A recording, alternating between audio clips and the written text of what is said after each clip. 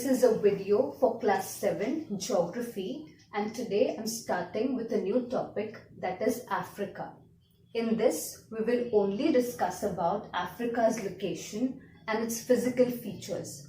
So Africa being a continent, we are not going to study it in detail, but we'll cover only few of its features. So firstly, we need to understand where Africa is located. Now, the largest continent on the earth is Asia, followed by Africa. So Africa is the second largest continent on the earth. Okay, and where is it exactly located? It is located to the south of Europe, and it is located towards the southwestern part of Asia. So it's surrounded by two continents, that is Europe in the north and Asia towards the northeast. Then it's completely bound by water bodies on all the four sides. Okay, now towards the north it's bound by the Mediterranean Sea, towards the east, west and south by mighty oceans. So we'll talk about them later. Now, as far as location is concerned, Africa is completely located almost entirely in the tropical part of the earth. Okay, so it has the equator passing through it. Alright, so equator cuts Africa into two parts here, but the majority of Africa's portion lies towards the north of the equator and a small portion lies towards its south. Then the Tropic of Cancer and also the Tropic of Capricorn passes through Africa. Okay, so three major latitudes of the earth pass through Africa, that is the equator, the Tropic of Cancer and the Tropic of Capricorn. So all these three latitudes pass through Africa, and as a result, majority of the Africa lies in the torrid part of the world or the tropical part of the world. And that's why you'll find many deserts here, and it's quite hot here because it is located in the tropical zone of the world. Okay, not only this, another important longitude passes through Africa, that is the 0 degrees longitude or the prime meridian. Yes, so we have three important latitudes and one important longitude passing through Africa. Okay, so you have the 0 degrees longitude or the prime meridian here. Now we'll understand in detail what are the water bodies and other features surrounding the continent of Africa. So as I said previously, in the north it's bound by the Mediterranean Sea. Towards the northeast, it's bound by the Red Sea. Towards the east, it's bound by the Indian Ocean. Towards the west, it's bound by the Atlantic Ocean. While towards the south, it's completely surrounded by the Antarctic Ocean or the Southern Ocean. Like this, these are the water bodies engulfing Africa on all the sides. Now, Africa being the second largest continent on the earth is made up of almost 55 countries. Okay, and majority of these countries were colonized by Europeans. Britishers, Belgians, French have ruled over Africa for years together, and they have got independence from these rulers not until recently. Okay, so Africa has been the colonial regions of many European rulers. Now let's have a look at some of the important physical features of Africa. Okay, here's the African physical map. And if you have a detailed, careful look at this map, you'll see that Africa looks like a giant plateau. Okay, you won't find many mighty, high or long mountain ranges. You also won't find many plains in Africa, but you'll find many plateau regions. So there are many plateaus in Africa, and on these plateaus you'll find extensive desert regions. So one by one we'll see what are the main physical features in Africa. So the first physical features that we'll see is the mountains of Africa. So towards the northwest of Africa, we have the Atlas Mountains. Okay, so the Atlas Mountains here, they are some of the highest peaks, or the mountains having some of the highest peaks in Africa, and they are young fold mountains. Young fold mountains are the mountains which were formed roughly say 10 to 25 million years ago. Himalayas in India are again young fold mountains. The Rockies of North America are also young fold mountains. So similarly, Atlas Mountains here are young fold mountains, and they are made up of 3 parallel ranges. So you have range 1, range 2 and range 3. So there are 3 parallel ranges making up the Atlas Mountains.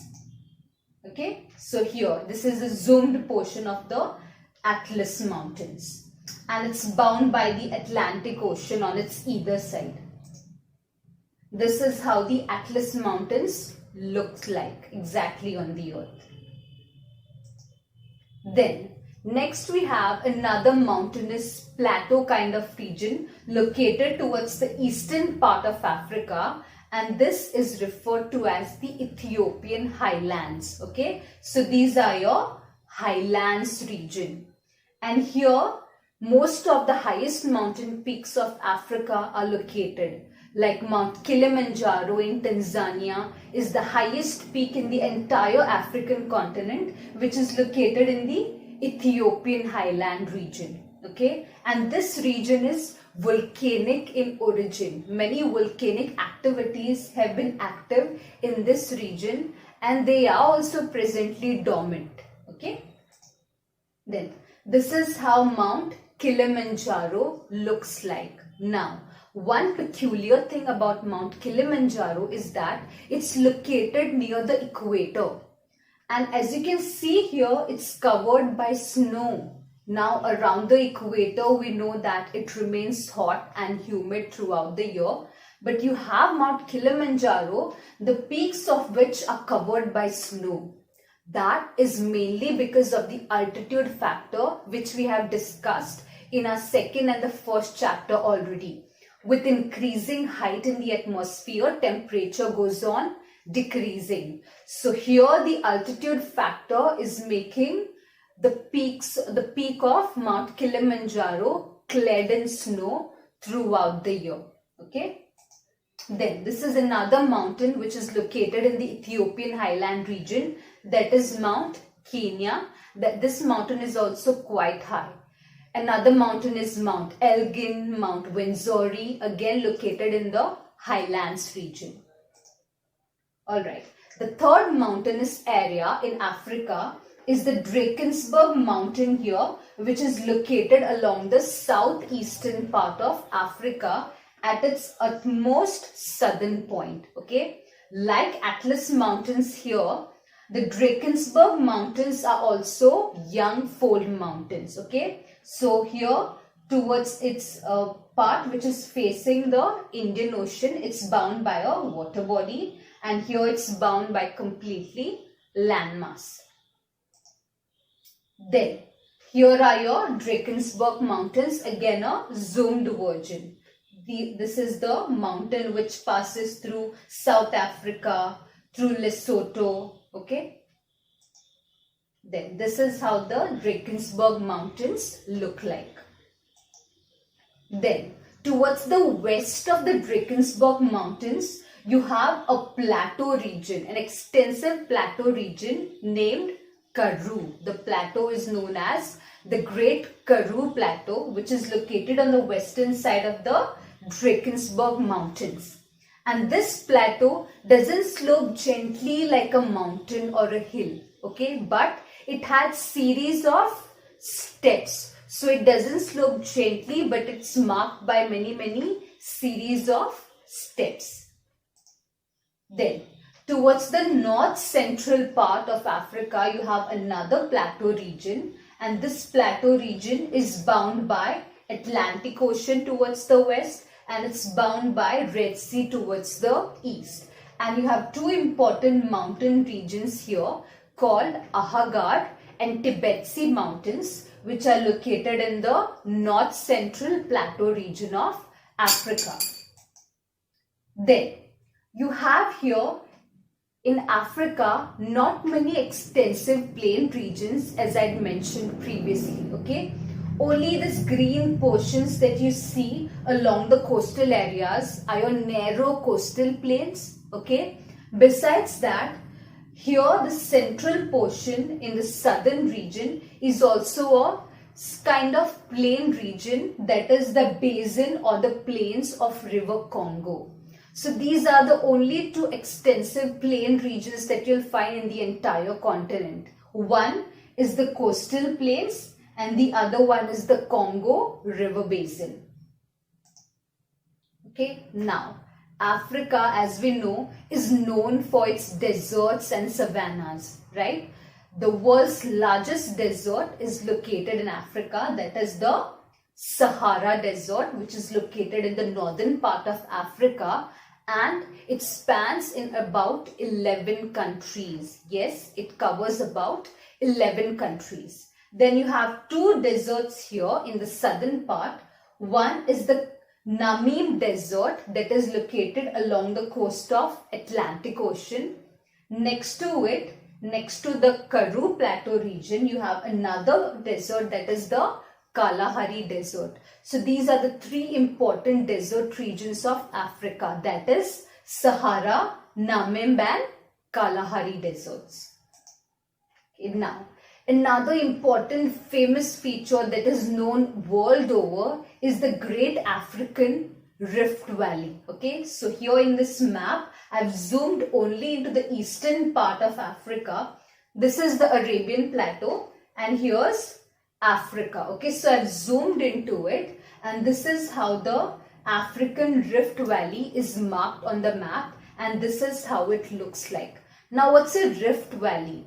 If you have to imagine a rift valley, imagine a fracture or a crack in the earth, okay? So this rift valley is nothing but a crack that is formed in the earth's crust, which is deepening and widening day by day, alright? So can you see this gray portion, the gray dotted line? It shows this cracked portion.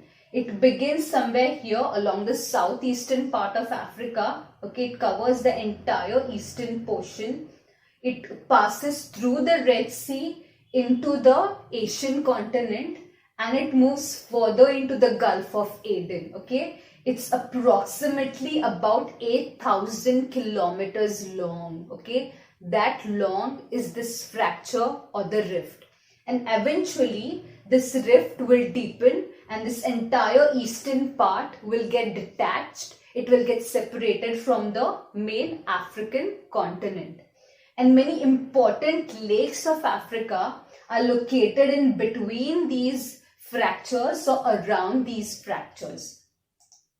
Okay, so this is just to give you an idea of how the Rift Valley looks like. This is an actual picture of the Rift Valley.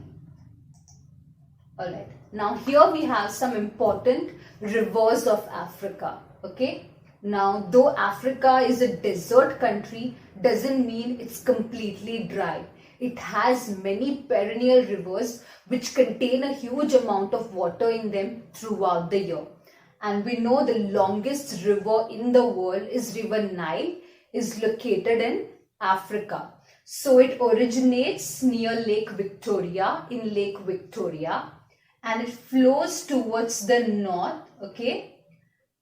Now, River Nile is made up of two tributaries. One is White Nile and the other one is Blue Nile. So they both, White Nile and Blue Nile, meet at a common place called Khartoum, and from there the river is known as Nile. Okay, it flows towards the north and empties itself into the Mediterranean Sea. Now, River Nile, it passes through Sahara Desert, but it never goes dry. Throughout the year it has water in it. That's because it originates around the equatorial region, around the equator, where it rains every day, 365 days of the year. So since the river is fed by this rainfall, which occurs throughout the year. The river never flows dry. It is perennial with huge amount of water in it, and that's why all the countries which are located around River Nile completely depend on this river for their agriculture, irrigation, industrial use, and also domestic use.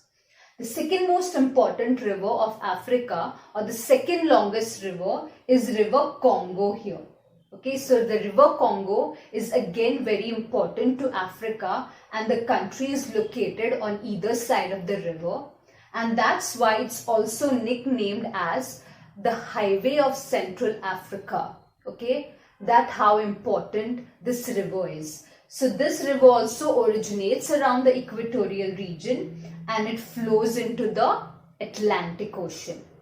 The third important river is River Niger here, located along the western side of Africa.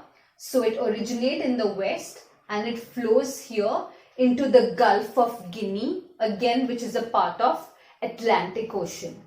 Lastly, towards the south we have the River Zambezi, which originates in the equatorial region and it empties itself in the Indian Ocean. Okay, so all these are the important rivers of Africa. They are River Nile, River Congo, River Niger, and River Zambezi. Besides these four rivers, you also have River Orange, River Limpopo, okay, River Benue. These are also some important rivers of Africa. Then, this is a very well-known famous waterfall there, that is Livingstone Waterfall, which is located on River Congo. This is again the waterfall Victoria Falls, located on River Zambezi. This is like a World Heritage Site. People actually coming and visiting this waterfall for its huge volume and the way it actually looks. It's kind of spectacular.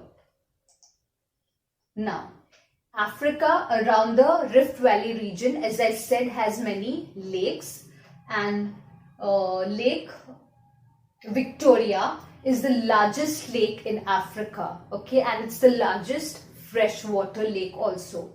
Besides that, you have Lake Malawi, Lake Tanganyika, Lake Kivu, Lake Albert, Lake Kyoga, Lake Turkana. All these are freshwater lakes in the eastern part of Africa. Besides this, we also have Lake Chad, okay, which is the largest saltwater lake in Africa, which is located in the north central part. So years ago in 1973, this how big the Lake Chad was. It's a saltwater lake, but it was used for many industrial purposes and for irrigation. Okay, so because of climate change, because of rapid exploitation of the water of Lake Chad, it shrank considerably, and in 2007 it became this small. So the lake, which was once one of the largest lakes in Africa, it shrank in size because of climate change, because of global warming, and because of other human activity and exploitation of the lake. And this is the largest saltwater lake in Africa. Okay, so with this we come to an end with the topic Africa, which is a very small chapter where extensive detailing is not done.